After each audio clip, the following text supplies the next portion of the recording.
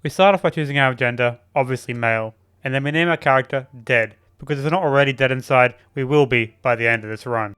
Now if you're wondering what the hardest part of this run will be, it's choosing my rival's name. It took me hours, days, weeks, months to think of a name, but after months of deliberation, I finally came up with the name Hugh. I know, genius. As I surely await some sort of prize for my genius level intellect in naming things, it is time for us to finally move into the rules. Okay, so the basic rules are as follows. I am allowed to only use Shuckle in battle, no other Pokemon. I am not allowed to use items in battle like healing or revives. I am not allowed to use HMs or TMs until I think it's needed to avoid over leveling, because I'm pretty sure I'm going to need them at some point. And rule number 4 is I'm obviously allowed to use HM sleeves to do HM stuff, because I don't know what HMs Shuckle's even allowed to learn, and I wouldn't want to waste the learn set on it anyway. Now there may be more rules that I came up with later on that I just forgot about because I haven't actually looked at this footage in a long time, but I'll go over those rules when I get to them. So you're probably wondering where the challenge in this run lies, and it's really in two things. It's stats and its moveset. Now its stats are pretty good when you look at it. The total 505 is really good, but they're all in defense and special defense, which means it can't really do any attacking damage, and it has a low HP, so even if it's tanky, it can still get taken out by some pretty interesting moves. Anyway, its typing is also pretty bad with Bug and Rock having a lot of weaknesses, but its moveset's really another nail in the coffin for this Pokemon, which we'll go over now. Now here are the moves that Shuckle learns by a level up. Now they're all pretty bad. They're either Rock, Bug, or normal type moves, and it doesn't really matter anyway because again its stats are pretty terrible. But if you're looking close enough, you'll see that there is one saving grace in this learn set, and that is Power Trick. Now the move Power Trick doesn't fix all its problems, but what it does do is switch the attack and defense of Shuckle, meaning its attack becomes 230 and its defense becomes 10. Basically a glass cannon. Now because it's slow, it'll go second all the time, meaning that it'll take the first attack with full stats, meaning it won't take much damage, and the second time around it'll go second again, but it'll have lower defense, so I have to hope I don't get one shot to get one attack off that hopefully does one shot, otherwise I won't survive another attack. So basically, Shuckle becomes a glass cannon. Now, if you're looking at Shuckle's ability, it is sturdy, meaning that it can't get one shot, but that wasn't really a problem anyway with its super high defense stat on the first attack. I'll explain any of the nuances as the run goes on, but anyway, without any further ado, let's get on with the run. Can we beat this game with only a Shuckle? The first thing I do when I get into the run officially is I name a Pokemon Oh Shucks, because, you know, as I said earlier, I am a genius at naming things. Now, our rival fight is mostly uneventful. We have Rollout, which is pretty good early game. And the other moves that has Bide, Encore, and Constrict aren't very good, but we beat the rival on the first try. After we beat our rival, nothing really eventful happens until our next rival fight. We talk to a guy with a cool hairstyle, we beat up a kid on the next route, and then we battle our rival again at the farm. This battle goes the same as the first one. We basically kill it by using Rollout. You're probably thinking to yourself right now, this run is easy. Just use Rollout and everything. It'll get hard, trust me. Shortly after this, Shuckle does learn its first Bug-type move, Struggle Bug. I then proceed to beat up 2 children at the request of Older, then receive a gift from a random gentleman because in Pokemon, it is okay to talk to strangers. Shortly after that, it is time for our first gym leader fight. And honestly, I knew this one was going to be easy because again, we are so tanky and he can't do much damage to us, even with workup and stuff. But I guarantee you this run will be hard. We beat it on our first try, the first gym leader, but it will get hard, trust me. Now the next gym isn't particularly hard, but it did take me 2 tries to beat it, mainly because I have to get good RNG on rollout hitting, because if it misses even once, I don't have enough strength to kill the Whirlipede in 2 hits. And it does kill me when I'm on low health. As you can see in this clip, I was on low health at the end of the fight. If I hadn't got those rollouts at the end that were high damage rollouts, I would have lost the fight. So it is a little bit RNG based, even this early in the run. The next fight is obviously against Team Plasma again, and this fight is actually really close. I got hit with a Bite, I hit it twice with a rollout and took it down to low health, and then it took me down to 1 health, and then I beat it with the next rollout. So actually a pretty close fight. See, it's already getting hard, I swear. After a few more fights with Team Plasma Grunts, we arrive in Castelia City. Now, I am skipping a lot of stuff at the start of the game, mainly because it's not very interesting. I'm beating things pretty easily, and I don't want the first part of this video to be very boring. Now, we finally hit our first roadblock, the 3rd gym. The 3rd gym is Bug types, but the Bug types are also Grass types. So we hit our first roadblock against the gym leader, where it's able to hit us with Grass type super effective moves, and actually kills us. Now the issue with this gym is that all the Pokemon have a super effective move against us, either Grass or Rock, which both are super effective against us, and it slowly just waddles down our health, and by the time we get to the 3rd Pokemon, Levany, we are just too weak on health to survive. And this is not our first attempt. We tried this first at level 22 and leveled up to level 25 and still wasn't enough. I tried a lot of things over a few hours to beat this gym without leveling up. I just didn't want to over level, but it was basically unavoidable. I had to level up to level 30 to beat this gym. Even at level 30 it was pretty hard. The strategy has basically been the same for all these fights, just roll out until I win, because I don't really have any other moves that could really help me, because I haven't learned power switch or whatever yet, so I can't really do anything power trick, sorry. So this is basically my only strategy. We did beat this gym finally at level 30 on like the 6th attempt at level 30, and we barely did it on 9 health with a lot of good RNG and stuff, but we did do it, beaten, but this game's about to get much harder. Shortly after beating the 3rd gym, we hit the next brick wall, Corus. Now I'm not sure if it's Corus or Corus, but I'm just going to go with Corus, and if it's wrong let me know in the comments down below.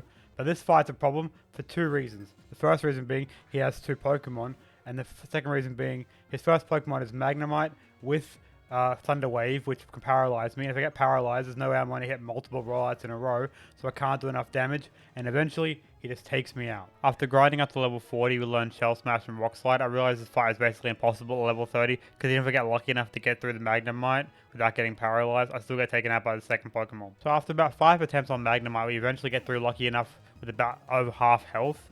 But we are still paralyzed, and it does come up. We get into the red with a rollout, doing pretty well, and then it heals up and we miss our next one. If that had hit it, probably would have killed it in one shot, but unfortunately it didn't. So the fight is basically over. It slowly takes us out at the end of the fight. This fight takes a lot of luck, even at level 40. So honestly, to get through this fight, we have to get through Magnemite without getting paralyzed. Now, there's probably people in the comments saying, why didn't you just use a Cherry Berry? But as far as I'm aware, there's no way to get a Cherry Berry in this game until after, at like the big walk through like mall thing. You can buy them once a day, the berries refresh. If there is a way to get Cherry Berry earlier than that, then maybe I'm just an idiot. So basically I had to keep running this until I got lucky enough to get through the first Magnemite without getting paralyzed. Eventually that happened, and this fight here is the one you're seeing right now. And with that happening, basically the fight against Clink is pretty easy. We eventually just take it out with rollouts. It all took luck, but we had to grind all to level 40, which is unfortunate. Well, finally we can move on. So apparently the place after Corus is not called the mall thing that you walk through, it's called the Joint Avenue. I make sure to set this up with an appropriate name, as you can see in the top left corner of the screen right now. And we're going to need this later for berries. You'll see why. Anyway, after those 2 brick walls in a row, we finally catch a break with our first double battle with our rival. If you can call them a rival, I say companion. This fight's pretty easy. Honestly, we don't really do much here. We try to use a few strategies like Shell Smash and use rollout, but nothing really happens. Our rival basically carries this fight, and we're just there to watch. Honestly, deserved after those 2 walls in a row. Now, our strategy in this fight revolves around the move Shell Smash. If you don't know what it does, it lowers our special defense, regular defense to increase our attack, special attack, and speed. So we become more attackish, but we can become less bulky.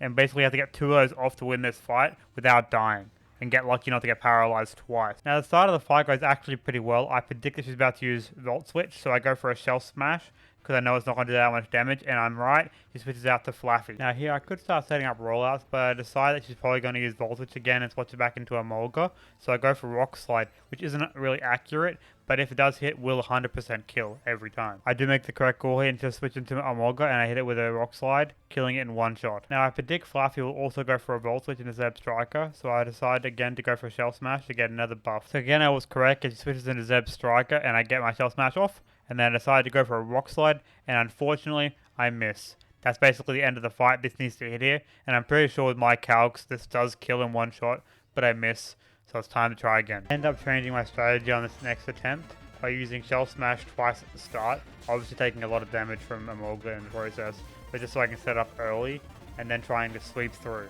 I also decided to grind up to level 45 so I had a little bit more health to try and survive Zeb Striker, just in case I do miss. Once again, we do get to Zeb Striker, and it goes going pretty well. We have a decent amount of health, hits us with Pursuit, but again, our Rock Slide misses, and that's unfortunate.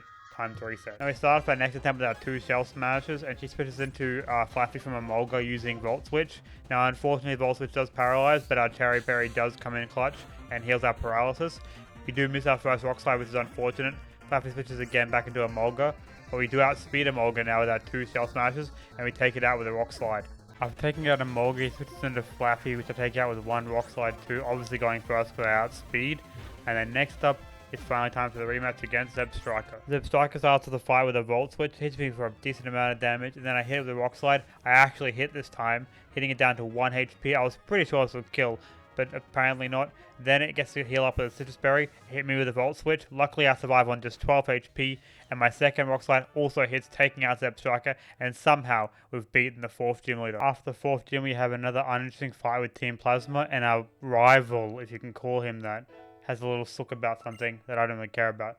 Time to move on. Shortly after we arrive in Driftvale City. Shortly after arriving in Driftvale City, we have a fight against ex-Team Plasma member Trainer Rune. Now this fight is pretty uneventful considering that I am pretty over leveled to level 50 at this point. Again, I was trying to not over level, but unfortunately kind of unavoidable at this point. But we beat Trainer Rune pretty easily, just basically trying to hope that my attacks don't miss. The only thing that really bothers me at this point in the game is the low accuracy of all of Shuckle's moves. Now I decided at this point to go back for TM28 Dig. Now I know I said at the start I would try and avoid using TMs, but I decided it was better to do that than to grind up to level 70 just to save myself some time, because it's going to take hours of grinding to beat this gym. I decided this was a better option. So yeah, mad about it, leave it in the comments down below. I'll make sure not to read it. Anyway, let's continue with the video. If you guys needed further justification, here's my first attempt with Dig against the gym at level 50. Now to start off, this Rock hits me with an Intimidate, lowering my already dismal attack. Then I use a Shell Smash to increase my stats back up again, and then he uses Torment, so I can't use Shell Smash again, so I have to waste a turn using Dig, and then he's able to lower my defenses again with a Crunch, and then I have to lower my own defenses again with a second Shell Smash to get enough stats to even kill the Rock. So at this point, I'm pretty weakened on defenses, and I'm already lowered on health going into the Excadrill. Now to start the fight on the wrong foot, I'm still under Torment, so I can't even use Dig, I have to use Shell Smash, and then he hits me with Metal Claw, knocking me down to 24 HP. I finally get the Dig off, hitting him down to red health. He heals with a Citrus, and takes me out with a Bulldoze. I really think if I didn't get hit with that Intimidate, I would have enough attack stat to kill it, but unfortunately I did, so here we are. Time to retry. That Intimidate really mattered. Now I grind on this fight for a few hours and decided I had to grind up a little bit to level 58 just so I had a little bit of a higher attack stat, because there's a third Pokemon and Sand Slash won't take as much damage from Dig as Excadrill will, so there's no chance that I one-shot it, so I decided to grind a little bit. Now on his first Pokemon I got pretty lucky against his Rock. He decided not to use Torment until the 4th turn, so I got 3 in a row Shell Smashes, and then I'm able to one-shot his Rock and also one-shot his Excadrill. But his Sand Slash does not get one shot. Now this is pretty tense for me because I'm obviously minus 4 defense and I only hit it down to half health, so it's going to get a bullet on me no matter what. Luckily it only hits me for like 16 damage, and then I'm able to take it out with the second Dig, beating Leader Clay. That was pretty sweaty, honestly. Next up is the tournament thing. This is honestly uninteresting because I'm not going to show it, but I basically beat everything because they're all level 25, and it doesn't cap me. I'm still level 58, so I sweep through these like super easy considering I just beat the gym. Now the next remotely interesting thing to happen was the fight with Team Plasma on their airship. Now, I say interesting in quotation marks. The reason I haven't been showing Team Plasma fights in this game, or in this playthrough, is really just because they're not really fun to watch. They're not easy per se, they're just like really boring. I'm doing the same strategies, Shell Smash, and then basically take them out with one of my moves. It's not fun to commentate over, so I'm just skipping them. So if you have a problem with that, let me know in the comments down below. I just think it's much better to have a shorter video where I'm not wasting your time watching Plasma Grunt after Plasma Grunt. Also, they're underleveled, so I'm just wiping them. Not a big deal. Anyway, I just want to explain that as part of the video. You currently have a double battle playing in the background if you guys want to watch that. And yeah, that's basically it. Let's continue on with the fun parts of the game. When receiving the TM for Bulldoze, I decided to teach it to Shuckle because obviously, again, we're using TMs now to stop over-leveling, and this just makes it more interesting for me. Anyway, if you have a problem with that, let me know in the comments down below. Again, I will make sure not to read them. After an uneventful jaunt through Chargestone Cave, we arrive in Mistleton City. I'm probably butchering that name, but who cares. I then receive the Master Ball, which will be very useful in this playthrough, obviously. Let's skip to the next gym leader, Skylar, the flying type gym leader. She starts the battle with Swoobat, which is equally one of the ugliest and also cutest Pokemon I've ever seen, and I don't know why. Anyway, now warning, what you're about to see is some of the stupidest, luckiest gameplay you've ever seen in your life. Now I went into this battle for some reason without healing up and getting back all of my PP because I'm an idiot.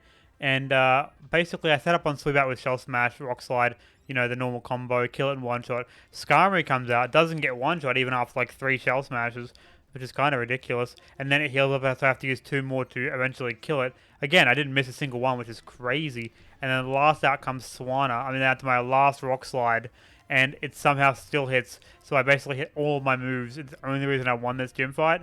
So that was some insane luck, and I'm an idiot for not healing up. But as you always say, never punish. Honestly felt pretty good to have a quote-unquote easy gym fight after the last 3 were like super grind fests. Anyway, after one of the easiest gyms in the playthrough, nothing really eventful happens again until we get to Undella Town. And then next, to make my ego even bigger, I basically swept my rival first try.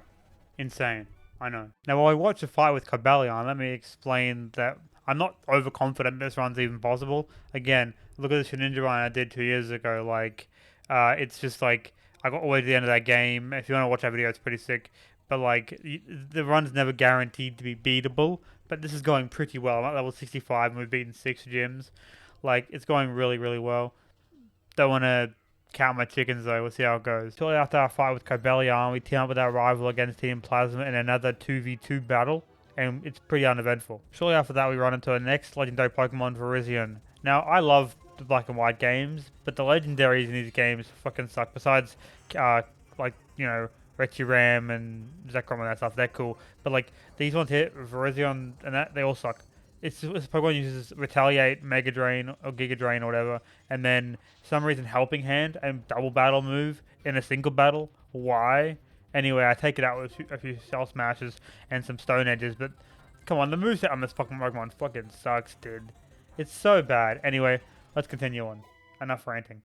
Well, after that pretty breezy mid-game, it is time for the next roadblock, Drayden. To show you how much of a roadblock this gym truly is, this is the best run I had in 3 hours of attempts. That's how crazy this run is. Basically, I can't do enough damage. He has Dragon Tail, and me being an idiot in my 4 hours of attempts. Originally, I didn't take out my party Pokemon, my HM slaves. So I got 4 switched out by Dragon Tail the entire time. It was super annoying, as you see in this run. This is the best run out of all his attempts, and I don't even make it past Flygon. So it's safe to say this gym is not possible at level 68. At least I couldn't do it. So anyway, time to grind, I guess. Now going into this battle, I originally thought Haxorus was going to be the wall, but really it's just Flygon.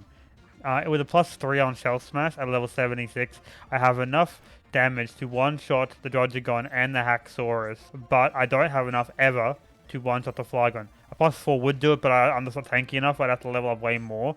And 76 is actually a perfect level to hit Flygon down into the orange, but not enough that it heals. So I can two-shot it guaranteed if it doesn't kill me when it gets a chance to attack. That's basically it. And if I don't miss one Stone Edge. Basically, if I miss one Stone Edge, the fight's over. It's that close. But if I don't miss, and I get accurate enough, I can take out the Flygon and get our 7th gym badge. Cool, that one took forever. Anyway, after the gym, basically, we go to that Team Plasma shenanigans, which is just super interesting because, again, I'm level 76 and they're severely under-leveled, so I just breeze through that.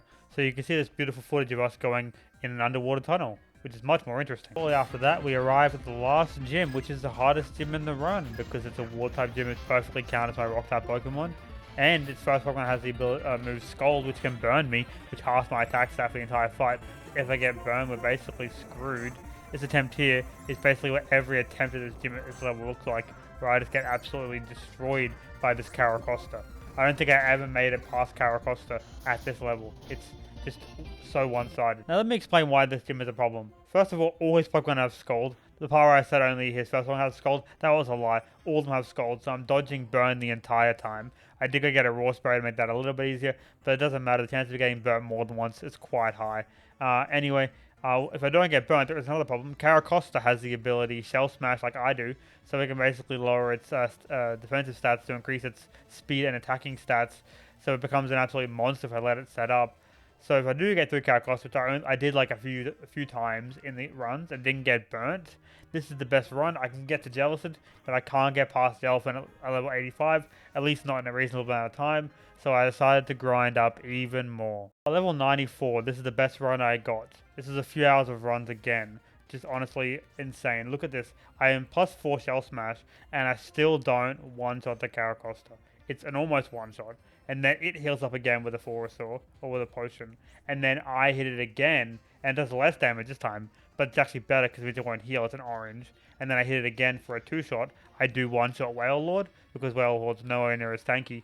And then last up is Jellicent, which if I do hit the stones, I'm pretty sure I one-shot, but I miss, and it kills me. Now this is the best run in 4 hours or so of gameplay. I did up to like 4 AM this day apparently, according to my notes. So I was in a bad mood, and yeah, we failed. unfortunately. Now, I didn't know if I needed to disclose this, but I'm going to do it anyway. This attempt you're seeing right now was about 3 months after the original attempts. I just basically gave up at that point. This gym had absolutely killed me. I had spent almost as long on this gym as I had spent on most of the game. That's how bad it was for me mentally. So I just stopped. I came back a few months later and tried again because my friend motivated me to do it. They're like, I think you can do it. So I'm coming back here again. Didn't grind up more. Just level 94, and this is the attempt. Honestly, here we go. Going through Caracosta is basically the same every time, setting up and hoping that I don't get scolded too many times, and it buffs itself more than it attacks me, which I get through with 82 health, which I think is the highest amount of health I ever made it through Caracosta on. Then next up comes our Whale Lord. I do one-shot it like I planned on doing, because that's basically pretty easy. And then last up, let's hope we don't miss on Jellicent. Well, last up, Jellicent comes out, we go for Stone Edge, and it actually bloody hits, taking it out in one shot. Honestly, when I beat this gym, I don't remember, but I'm pretty sure I may have shed a tear. It was the most grueling gym I've ever done in any of these challenge runs. And honestly, this gym is the reason I probably gave up challenge runs for multiple years while I haven't uploaded one in a long ass time. And this one was recorded over 2 years ago, and I haven't edited it. This gym here, honestly, the worst torture ever. After beating the 8th gym, we can finally move on to the last encounters with Team Plasma. Now, there's absolutely no way this goes badly. Like, honestly, Team Plasma's been super easy this entire run. This can only go well. And this is what we call foreshadowing. Generally, Team Plasma stuff is actually pretty easy until we got to our next brick wall, Corus. Now, Corus is a problem for a multitude of reasons. I'm going to list a few right now. The main two problems are his Pokemon being Steel type, which is resistant to my typing, and also Steel type being super effective against me, which is also a problem. There's a few other problems, like him using Thunder Wave and Volt Switch to stall me out, and one of his Pokemon having an Air Balloon, so I can't hit it with my only super effective move, which is Bulldoze, unless I hit it with an unlucky, low accuracy move like Stone Edge to break its Air Balloon and then kill it afterwards. Also, one of his Pokemon has the ability Sturdy, which means I can't kill it in one shot, so it's really just a whole cluster of problems that make this fight a pain. Now, you're probably looking at this footage and thinking, you took out 3 of his Pokemon, you could probably beat this with enough RNG and retrying, and you're probably right. And I did try a lot. But also, I'm 60 hours in at this point, so I was a bit over it, if I'm being honest. After several hours of grinding this fight, the best possible result we got was up against Kling Klang. We had killed all his other Pokemon, and we were on 4 health and fully paralyzed. Now, I did go get a Cherry Berry for the paralysis, just so I wouldn't get paralyzed. It did actually trigger early in the fight and cure my paralysis, and then I got paralyzed again, so it didn't really matter that much. Luckily, I did get through the entire fight without actually getting fully powered, so I hit every attack. I missed one Stone Edge. But this fight is basically just unwinnable at level 95, and this is the best possible we could get. I guess if you got even luckier, like insanely lucky, then maybe, but I just didn't think it's possible, so I had to rethink my strategy. Now, a new strategy was basically to grind to level 100, and at level 100, actually this fight becomes a little bit easier for some reason. We're able to get the Kling Klang way more consistently, and on more health, around 70 to 80, which means this fight might be doable if we get really lucky with misses, and we get really lucky with our attacks hitting, and again, only getting paralyzed once because we only have 1 berry for that. Here's hoping. Let's grind out attempts. This attempt here basically shows my basic strategy to win this fight. Instead of setting up right at the start, I set up in the middle of attack. So I started off by setting up 2 Shell Smashes and then hitting Magneton down with 2 different attacks, not one-shotting it. And then setting up an extra one on Metang, which can't really do much to me. And then it also gets taken out in one shot. So I still have 3 Shell Smashes set up, but I've already taken out 2 Pokemon. I also got really lucky and Magneton didn't hit me with a paralysis move, so I still have my berry going into the fight with Magnezone, which is really good. So basically I'm proven right straight away, as Magnezone does paralyze me, so not getting paralyzed earlier did matter, because then I get paralyzed here, and I'm able to get rid of the paralysis, making it through the entire fight without being paralyzed, which is very important. Now here, I also changed my strategy to use Rock Slide instead of Bulldoze, so I don't trigger the Sturdy, so it doesn't heal, so I can take it out in 2 shots instead of 3 shots, which makes this fight a little bit easier. See, the strategy did evolve over time. Now after all that, we finally get up to Kling Klang on 110 health, which is the highest amount of health I've ever made it to this Pokemon on, and this is pretty crazy.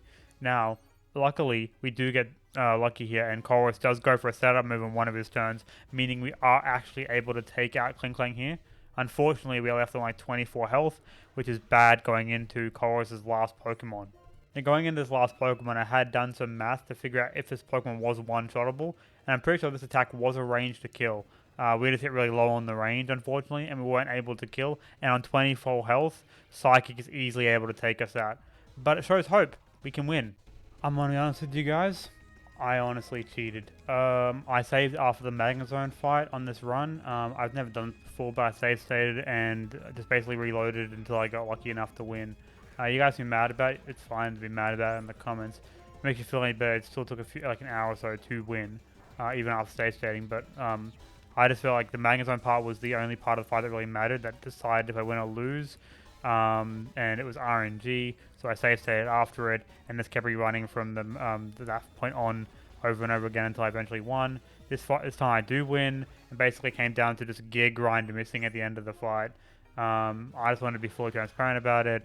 I don't feel great about it, but I really, just 68 hours into the run, I was dead at this point. If you guys are mad about it in the comments, you can. I'll honestly take it. I'll read all your criticism and I'll take it in, but honestly, I was just over it, and I really wanted to see if this was even possible, and I wanted to get to the end of the game and see if I could get that far. I won't do it again. It's just like, I feel like it's so possible, and I just wanted to get it done. And yeah, it was a moment of weakness, I'll be honest with you. If I could go back and change it, I would. But again, this was recorded 2 years ago, and this is one of the many reasons I was even arguing, even uploading this video. But here we are. There we go.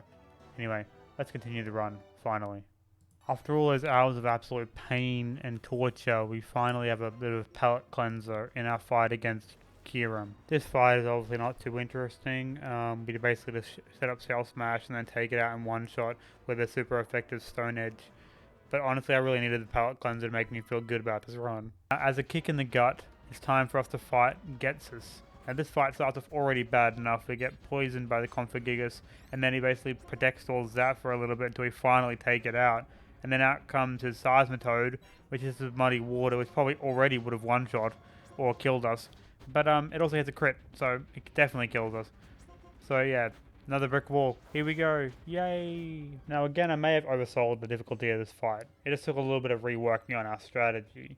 We went and got a berry for the poison, so he wouldn't be poisoned for the fight. And we had to get a little bit lucky on what moves Configigus picks at the start of the fight, making sure it opens with Protect instead of Toxic, so we get an extra turn to set up our 2 Shell Smashes at the start, which is enough to one-shot the Configigus. Now I thought Seismitoad, which is the next Pokemon, was going to be a brick wall, but I did the math, and it is a range for it to kill with Stone Edge in one shot, and here we luckily hit the range. Next up is the pseudo-legendary Hydreigon. Now, I wrongfully said in the previous video that Haxorus was a pseudo-legendary in this game, which is not true. It's actually Hydreigon. Now, I was pretty sure we weren't going to one-shot this Pokemon, and then I was proven wrong when we did one-shot it, and I don't know how. Anyway, on to Drapion. Now, at this point, you can probably see where this fight is going. We one-shot everything. Now, that seems pretty crazy considering how hard these last few fights have been, and really it's just that he starts off with a Pokemon that doesn't do anything, if you basically can avoid the poison, and if you can set up, you sweep everything. Again, I've got outspeed everything. All these Pokemon are really slow. They're also pretty tanky, like Charizard and Hydreigon aren't slouches when it comes to defenses. So those, I'm pretty sure, looking at the math, they were not one-shots, guaranteed. They were like in a range, but the rest were guaranteed one-shots if I set up enough. So this fight was lucky, but not too lucky. And I kind of really needed it because after all those hard fights, I needed a palate cleanser. And this gave me hope that maybe, just maybe, the Elite Four is possible. Let's move on. Anyway, shortly after that and arriving at Victory Road, it is time to further feed my illusions of grandeur as we absolutely crush our rival once again. Watch this fight of absolute destruction as I wipe the floor with this team. Honestly, if the fight against Ghetsis didn't make me think that Elite Four was possible, this fight definitely made me think Elite Four might actually be possible with this Pokemon, so let's move on. And shortly after, we arrived at the Elite Four. Now, I decided to go up against Caitlyn first, and I decided to go get some berries, because I needed some Chesto berries for Caitlyn's Pokemon, because she has the ability to put my Shuckle to sleep, and Shuckle is a gamer, so he doesn't sleep. So we definitely can't have that. Caitlyn starts off by sending out Mashana. Now the strategy here is basically to Shell Smash once, because it's going to yawn me and then the Chesto Berry will wake me up. Hit it once with a Rock Slide and then once with a Stone Edge, and then actually set up on her next Pokemon, which hasn't got Yawn. This strategy does go pretty well, and then she sends out her Anulicus next, and I set up on this with another Shell Smash, and take it out in 1 Stone Edge. Next up she sends out Sigalith, which unsurprisingly does go down to 1 Stone Edge, because it is weak to it. Last but not least she sends out Gothitelle, which goes down to 1 Stone Edge. Luckily I got through this whole fight without missing a single Stone Edge. And with that, that's 1 Elite 4 member down. Now going into the fight with Grimsley, I decided to put a Person Berry on my Pokemon because I was pretty sure his Pokemon has Swagger, and being able to get around Confusion would be quite the good ability in this fight. Starting out the fight against Liepard, I realized that I don't have to worry about Confusion much in this fight, but I do have to worry about Attract, which I forgot was really broken in this generation. Now there's not much I can do about it because I don't think there's a berry for Attract, so I'm basically just down Ship Creek without a paddle. So we'll see how this goes. And the answer is, my luck actually starts off pretty well. I break through 3 times in a row through Attraction. I'm able to hit 2 Shell Smashes, and then hit my Stone Edge, which is a crit, so setting up didn't even matter. But anyway, we do one-shot it. Next up is Scrafty, and unfortunately I'm low on Stone Edges, and Scrafty, I forgot, is quite bulky, so only half its damage is taken away with my first Stone Edge, and I decided to conserve my last Stone Edge, so I use Rock Slide and Bulldoze to take it down in a few hits, and it hits me a few times, but we do take it out after a few hits.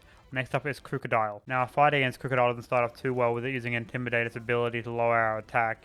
We still take it out with 1 Rock Slide and 1 Bulldoze, but we do have 1 attack drop going into the last Pokemon. Unfortunately, against this last Pokemon, Bisharp, I make a huge mistake and I use Bulldoze. Though super effective, Bulldoze is a mistake here because Bisharp has the ability Defiant, and lowering its speed boosts its attack, and it takes me out with a Metal Claw. I guess it's time to try again. It only took me a few more attempts to get back up to Bisharp. This time I was on less health because I decided to actually do 1 more Shell Smash earlier in the fight, so I would one-shot the Bisharp with Bulldoze, and I do, winning the fight against Grimsley. That's 2 Elite 4 members down. Now I believe it goes without saying, before taking on the next gym leader, the Ghost type, I put on a Rawsberry for obvious reasons. And it's obvious reasons what obvious, and obviously because of a Configigas having Will-O-Wisp, which again I'll have to have miss a few times, and I'm not taking that luck, so having a Rawsberry means at least I can cure it once, so I only have to have it miss 1 time to set up. In this attempt I actually got really lucky because it missed 2 Will-O-Wisps in a row, so I was able to set up 3 Shell Smashes when I originally only planned on setting up 2. But then I did get unlucky and missed my first Stone Edge, so I got to get off another attack. But for some reason the AI went for Shadow Ball instead of Will-O-Wisp again, so I was able to get through without getting burned, and I one-shot it with Stone Edge. Next up is her Golurk, and I was pretty sure because Golurk is so tanky that I wouldn't one-shot it even at +3, and I was right. And then it hit me with an Earthquake, and I got unlucky again, and it hit a crit, almost killing me. Luckily it wasn't in heal range, so my second Bulldoze did take it out. Next up is Chandelure. I'd be lying if I say I wasn't clenched going into these last 2 Pokemon on such little health. Now going in the fight against Chandelure, I was somewhat confident I would one-shot it because it was weak to my attacks and it's not very tanky. But going into Drifblim, it hasn't got the best defense stats, but it has got an insane HP stat, so it's a little bit tanky, so there was a chance I don't kill it. And its health bar moves so slowly in this game, I was like unsure if I would kill it. If I didn't, it was definitely going to kill me. But I got lucky and killed both of them in one shot, beating the 3rd Elite 4 member. Honestly, surprised I got this far. Going into Marshall, I was pretty sure this is where the run ended. Marshall's got pretty good typing against me. His Pokemon are really bulky, and they hit like bloody trucks. So I was pretty sure I was going to make it through this Elite 4 member, but I might as well give it a shot anyway. I didn't really have any berries that would be helpful here. Maybe a citrus berry, but I didn't have any on me at that point. I didn't want to go get them. So I basically just chucked an orange berry on my Shuckle just for fun. And here we go, attempt number 1. I was immediately vindicated in my doubt on this fight when at +2 attack, I wasn't able to one-shot the throw. My doubt was growing, I will say.